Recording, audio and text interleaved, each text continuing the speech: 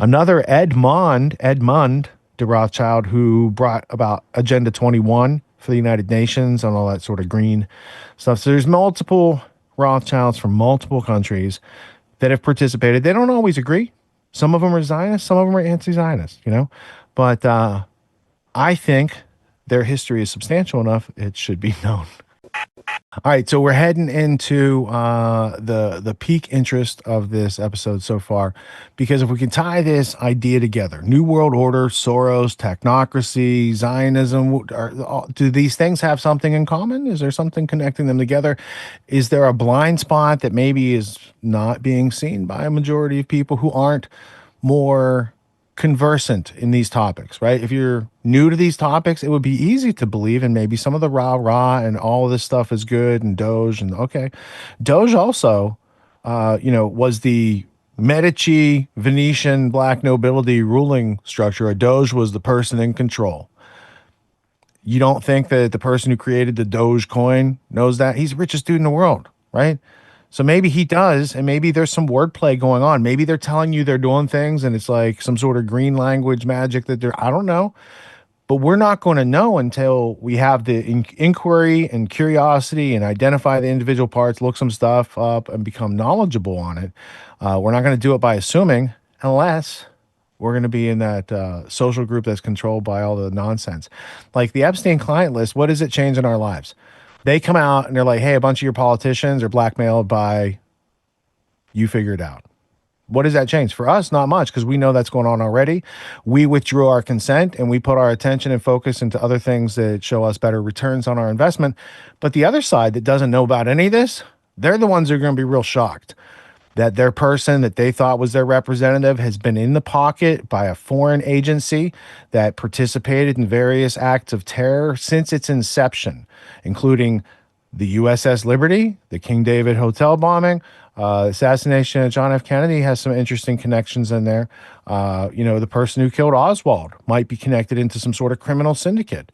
The running of various Operation Gladio aspects, the 9/11, and all the way through today. But you got Trump saying things like, he'll just take Palestine. It's like you're playing with Monopoly, not just with the person who buys every property they land on, not with the person who buys every property they land on, has infinite reach into the bank, has read the rules, and also read the methods on how to win Monopoly.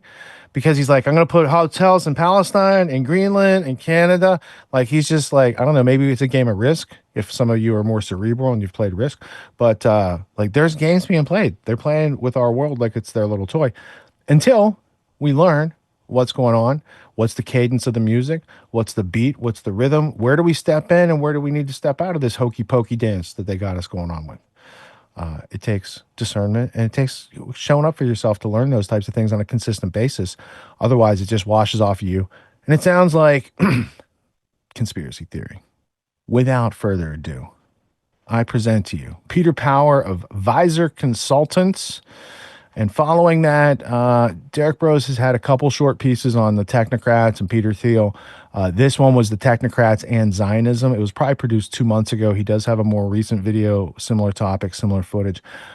This is the one I saw that ties into the other facts that we've laid out in this conversation. And let's roll with it. Check it out. Is from Visor Consultants, and I'm right in saying, Peter, that you actually advise firms on how to deal with terrorism incidents, and you yourself were in a training session this morning? Yes, it's a strange thing. In all my time at Scotland Yard, dealing with events like this every week, it never happened to me that we were running a training session and suddenly the real thing happened. But it happened to me at about 9:30 this morning, 10 minutes walk from the studio, 1,000 people in a major office in the City of London. The scenario was simultaneous bomb attacks in central London. The crisis team were there, and we had an unreal few moments. Is this part of the scenario? And we had an unreal few moments. Is this part of the scenario? Today we were running an exercise for a company, bearing in mind I'm now in the private sector, and we sat everybody down in the city, 1,000 people involved in the whole organisation, but the crisis team, and the most peculiar thing was we based our scenario on the simultaneous attacks on the Underground and mainline station. So we had to suddenly switch an exercise from fictional to real. And one of the first things is, get that bureau number. When you have a list of people missing, tell them. And it took a long time. Just to get this right, you are actually working today on an exercise that envisioned virtually this scenario? Almost precisely. I was up until 2 o'clock this morning because it's our job, my own company, Advisor Consultants. We specialise in helping people to get their crisis management response. How do you jump from slow time thinking to quick time doing? And we chose a scenario with their assistance which is based on a terrorist attack because they're very close to a property occupied by Jewish businessmen. They're in the city, and there are more American banks in the city than there are in the whole of New York. A logical thing to do. And I've still got the... I was going to say, how extraordinary today must feel for you as it unfolds.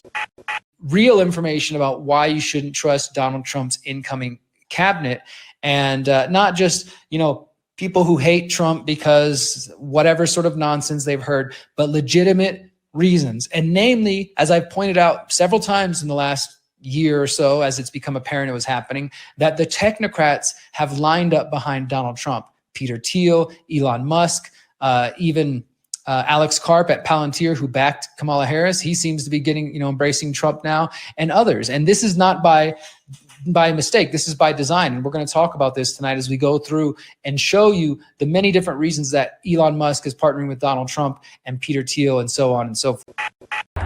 Donald Trump's second term is off to a controversial start, with his supporters celebrating his executive orders to free Ross Ulbricht, end funding for schools requiring COVID-19 injections, calling for releasing the JFK, MLK, and RFK files, and ending support for U.S. aid. Okay, that solves that problem. However, while the MAGA movement cheers Trump for moving at a rapid pace, many of his supporters appear to be turning a blind eye to the influence of Peter Thiel and the other technocrats. Who is Peter Thiel, and what is a technocrat? Let's dive in. In the early 20th century, a movement began to develop around a political theory known as technocracy, a system wherein management of governments is handled by technical experts, often involving technology-focused solutions. Early proponents of technocracy claimed that the concept would lead to better management of resources and the protection of the planet. It's interesting that Trump's calls for purchasing Greenland and making it part of the United States literally mirror the original technocrats' plan for the tech-nate of America, including Mexico, Canada, and Panama as well. It is abundantly clear that the second Trump administration is stacked with allies of Peter Thiel, the technocrat and steering committee member of the Bilderberg Group. One final point worth noting relates to Palantir's blind support for Israel and the Zionist cause. In November 2023, Palantir issued a letter to shareholders that stressed the company's support for Israel's quest to ethnically cleanse Palestinians. Quote, "We are one of the few companies in the world to stand up and announce our support for Israel, which remains steadfast. Palantir stands with Israel." All right, there's more fine work by Derrick Broze over on the Conscious Resistance YouTube channel. Also, if you want to learn what Peter Thiel obviously doesn't know, understand, or want to recognize, there is the underground history of the Israel-Palestine conflict. It's over on YouTube. It's on the GrandTheftWorld channel. If you go to my channel, it might be there, but it's on the GrandTheftWorld channel, definitely.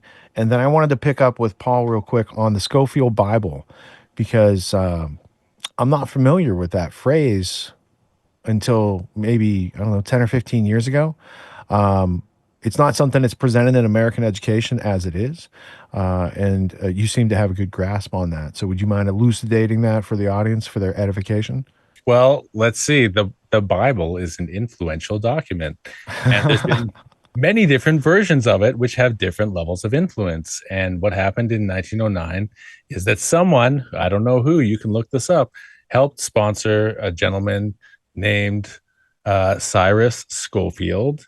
And he took the King James version of the Bible, which is a very popular version, and he sort of massaged it and injected some certain concepts and ideas that would be, let's say, overly favorable to a certain religious group, but not really a religious group, a political identity. Like the British-Israel World Federation?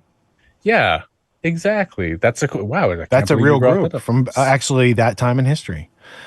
And if I wasn't going to ruin the next 3 tabs I was going to show you in the history blueprint, I'd click there right now. But instead, we go back to Paul for further explanation. I think that was a good handoff of the baton without beating you over the head with it accidentally.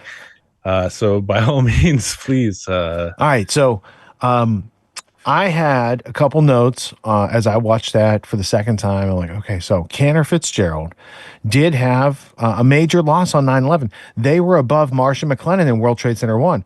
Cantor Fitzgerald took serious losses that day. Howard Lutnick has worked for them since the 90s, and he's still alive today. I guess he wasn't there that day. He's like Lucky Larry. He just happens to stand to gain and benefit from the absence of, people who might have held commerce secretary positions in the Trump administration. But wait, there's more, because I also looked up the Bilderberg Group was brought up several times there, and that was founded by this character in history, Edmund Adolf de Rothschild, from the original steering committee from the Swiss Rothschilds. Now, I did not believe that when it happened. I was interviewing co-author of Dope Inc., Jeff Steinberg. I was down in Virginia, and I said something about Soros, and we talked about the Quantum Fund. And he says, he was funded by the Swiss Rothschilds.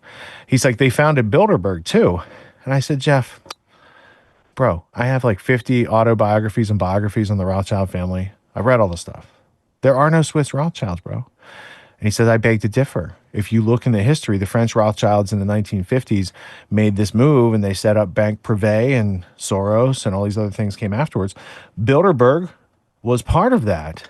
And there's also another Edmund de Rothschild, who brought about Agenda 21 for the United Nations and all that sort of green stuff. So there's multiple Rothschilds from multiple countries that have participated. They don't always agree.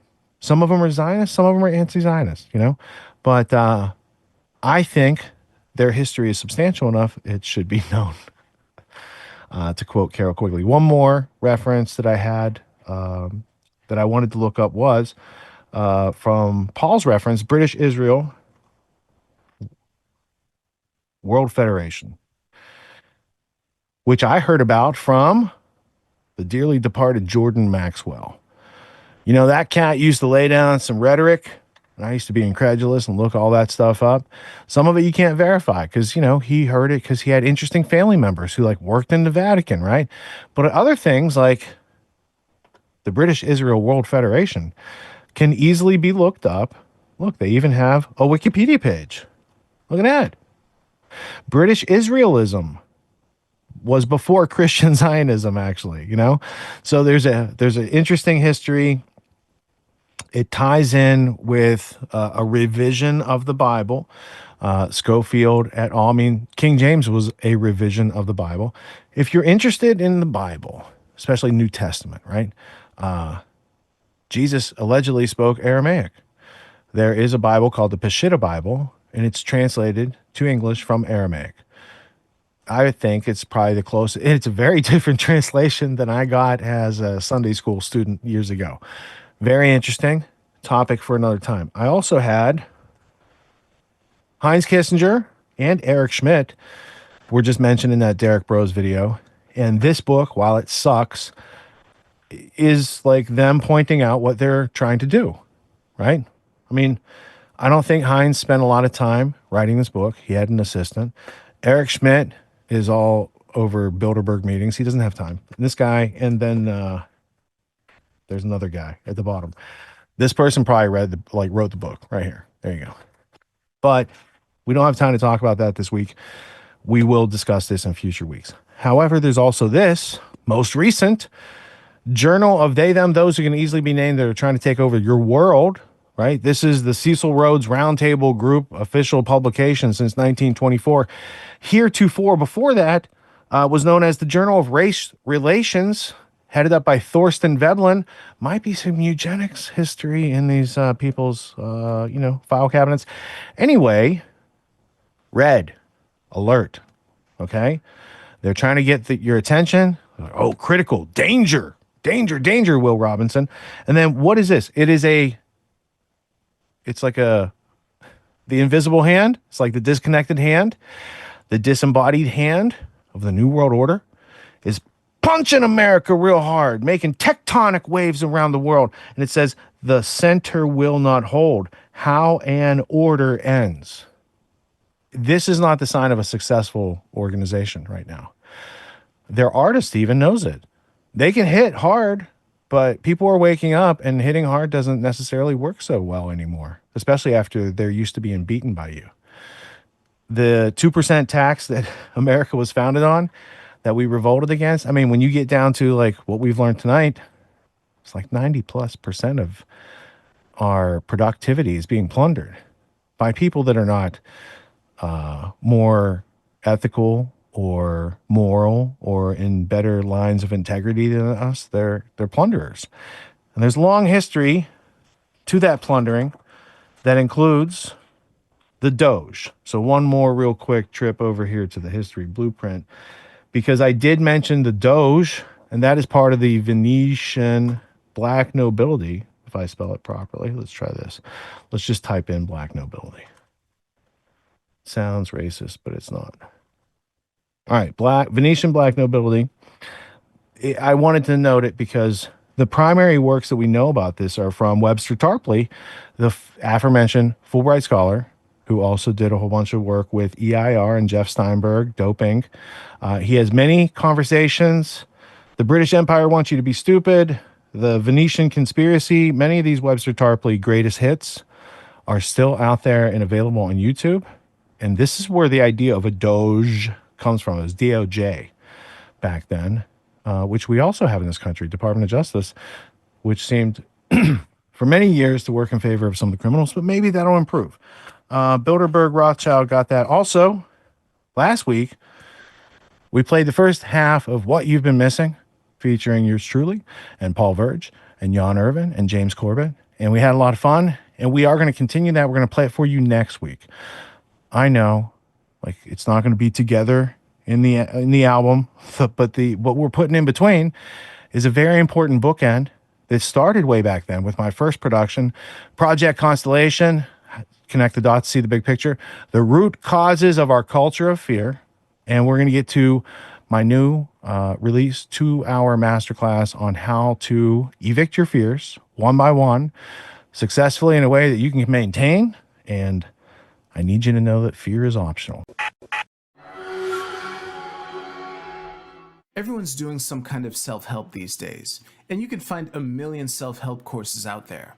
Most other courses out there are hosting lectures, they're hosting videos, they're maybe even doing Q&As, and these are great starting points to encourage learning. But at Autonomy, we believe that hands-on practice is the best way to really lock in what we're learning. There's no better way to gain confidence and mastery than through action. After each lecture, we practice the concepts we've learned with other students, giving and receiving feedback in a non-judgmental environment.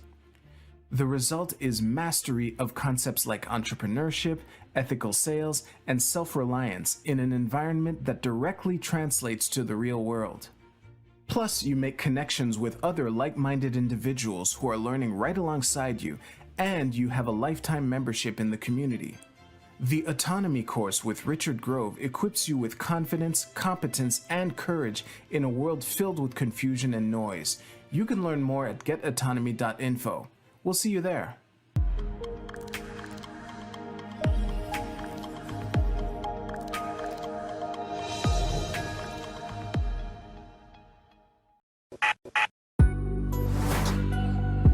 What makes the Grand Theft World Podcast unique, invigorating, exciting, and informative? Most other podcasts out there are either doing straight up interviews or they're just covering the daily news. They're covering current events from the day they happened. And that is effective. It's useful. It's a great starting point. And then sometimes these current events change during the week past the first story. So we like to give it a little time. You have to wait till some of the dust settles on these stories in order to give them accurate coverage. And the other thing that's really missing in the media landscape is covering the articles that are coming out every day. That's great. That's necessary. But who's bringing in contextual history so that you can understand what has been going on for decades and decades to lead up to the machinations and actions that we see unfolding today? So what we do here on the podcast is we cover current events. Many of these things are censored, but we wait about a week. As a forensic historian, I focused mainly through my career on the history of globalism and collectivism and things that they call maybe the New World Order. There's a lot of facts to these sort of circumstances, groups, events, activities, working groups that they've had over time. So for Grand Theft World listeners, we not only break down the current events, most of which that are censored during the week. We provide you with contextual history. We give you the source notes, the references. We do deep dives, and this really empowers you with an understanding of context and history so that you can make more informed decisions in your life. There's also a community, a membership where you guys can actually ask questions and we can get into the show and we can share evidence. And there's a town hall weekly for Grand Theft World for those who listen to it and are interested in covering the stories that we don't get to during a 6-hour show. Listening to it an hour a day, you could easily consume the week's news, but you're going to have substance and meaning and context and understanding. And with that, you can make higher quality decisions in your life. So if you're interested in more quality in your life, go to GrandTheftWorld.com, click podcast at the top, and we'll see you there. Thank you. These allegations are false. This isn't Grand Theft Auto, folks. This isn't a video game. What are the most surprising things that you discovered once you started pulling on that thread? Who he was connected to, what institutions he was influential over, what events he participated in? Come on, man. What are we talking about? Come on, man. No. You don't have to think about it, dude. I got this quote because you said you didn't know much about Klaus Schwab. I made it my job to, as soon as this happened, I'm like, okay, this guy's their front man. Let me learn about the official history of the World Economic Forum. I got their 40-year history. I got every book that Klaus Schwab has written or ghostwritten. I went through those books. This is one of the most interesting passages. Come on, man. Come